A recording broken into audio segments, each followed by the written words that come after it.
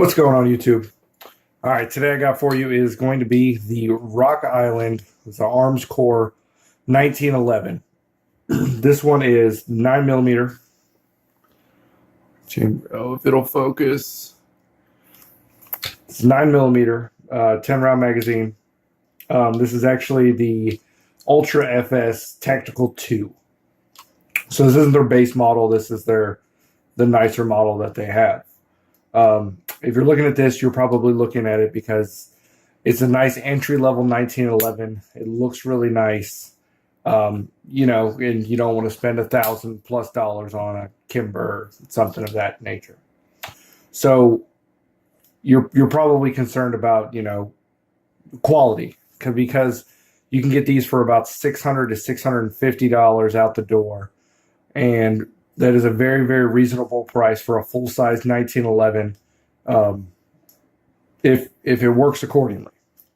So the positives of this gun, the fit and finish is excellent. I will give them that. The grips are aggressive. It feels really good in your hand. The coating on the whole thing is really, really well. The sights, very, very nice. The skeleton trigger, the trigger on this one it's excellent. It's not perfect.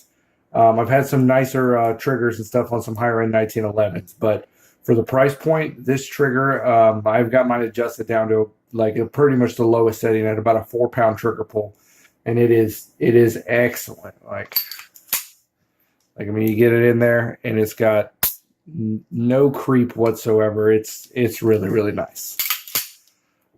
Accuracy, this gun is pretty much as accurate as any shooter is. I'm sure there's a lot, on a scale of 1 to 10, this is probably right around an 8 accuracy.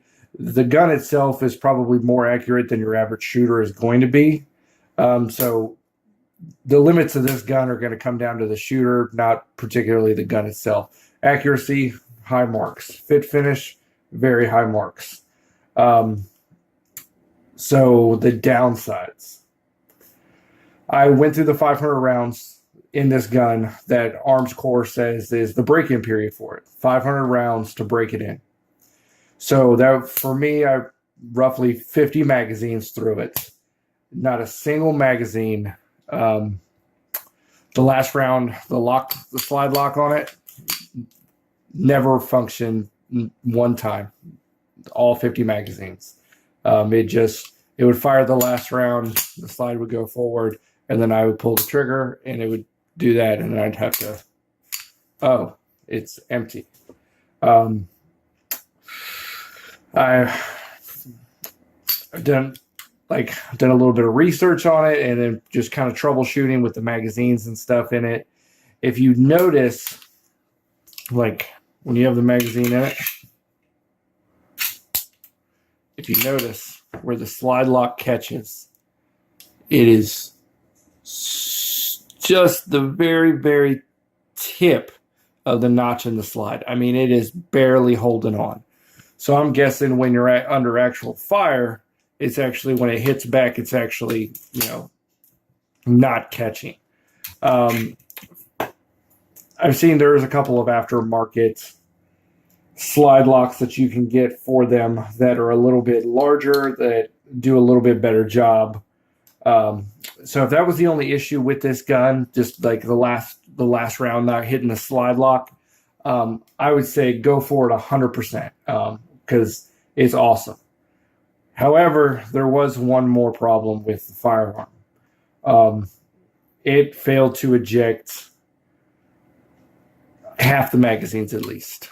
I used 2 different kinds of magazines. I used the Rock Island one that it came with, and then I also used an American Tactical that I had for another 1911, and same problem, both magazines. So I went to the next problem. I changed out the ammo. I usually use Winchester White Box for my target rounds. I threw some Federal HSTs into it to see if maybe it didn't like the HSTs. So same problem, both ammos, both magazines. And they were failure all the way in. They stand in the chamber. It would fire the round, and it would end up getting jammed up. I've got some video you can take a look at real quick.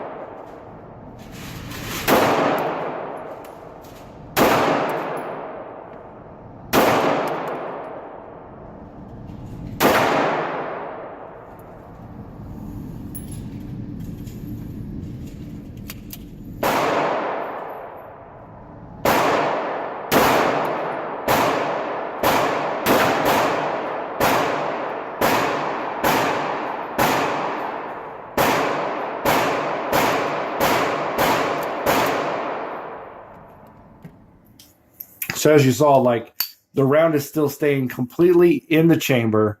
It actually kind of nicks the next round and ends up locking it up into place. So it's not a problem where you can just and keep going.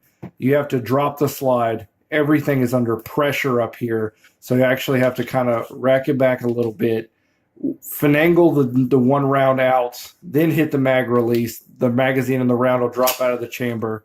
And then I actually have to fully, hit the slide forward to get the extractor to get a hold of the round again and then pull it out. So it was disappointing. Only because I was hoping this gun was going to be a home run. I mean, you're talking $650, full size 1911, with features of $1,000 gun. And unfortunately, I've had some problems with it. Luckily, Arms Corps, lifetime warranty. They'll, I'm going to send it to them. They're going to probably end up replacing the extractor, the injector, or the ejector, and then,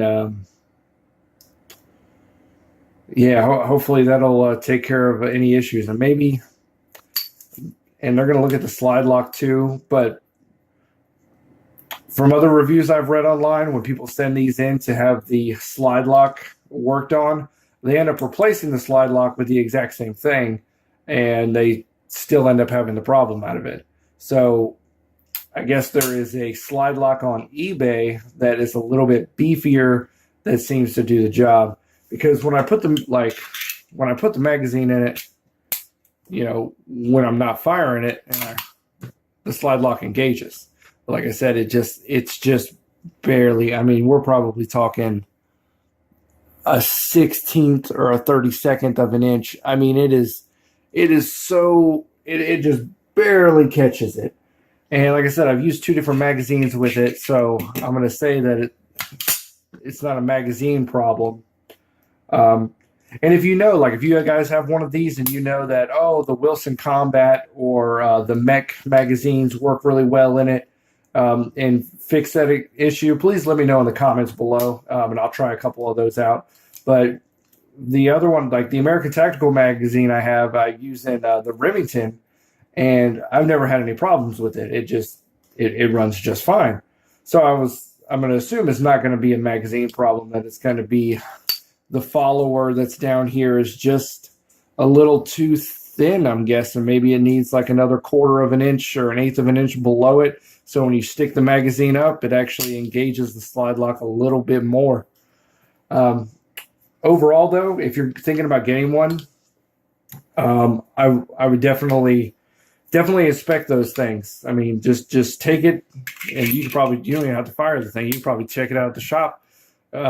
Just rack the slide and see where your slide lock's hanging. Is it hanging in the fully engaged position like that? because that's how it's supposed to be. It's supposed to actually engage. Or are you rocking this little itty bitty hair of a slide lock? So yeah, and those are my opinions overall. Hopefully after I send it in to Arms Corps and they get it back to me, hopefully I won't have any more problems with it and I'll update the review because I would love this gun. Because, I mean, the fit and finish on it, the look, it's spectacular. It really does. I mean, the weight, the trigger, everything feels like $1,000 plus 1911 except for the reliability. I mean, with extractor problems and then the slide lock not working, those are big issues. You pick a 1911 because of two things. You pick it because of reliability and accuracy. Well, this gets pretty high marks in the accuracy department. If the reliability is not there, it's going to be a problem. I mean, you don't pick these because of high capacity, and you don't pick these for easy concealability or weight. The two big things 1911s have going for them are reliability and accuracy, and if you can't deliver 100% in both of those departments, you don't have any business making a 1911.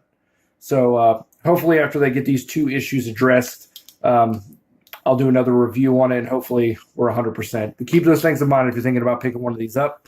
If you would, please hit the subscribe button down at the bottom of the screen. That would do me a huge service.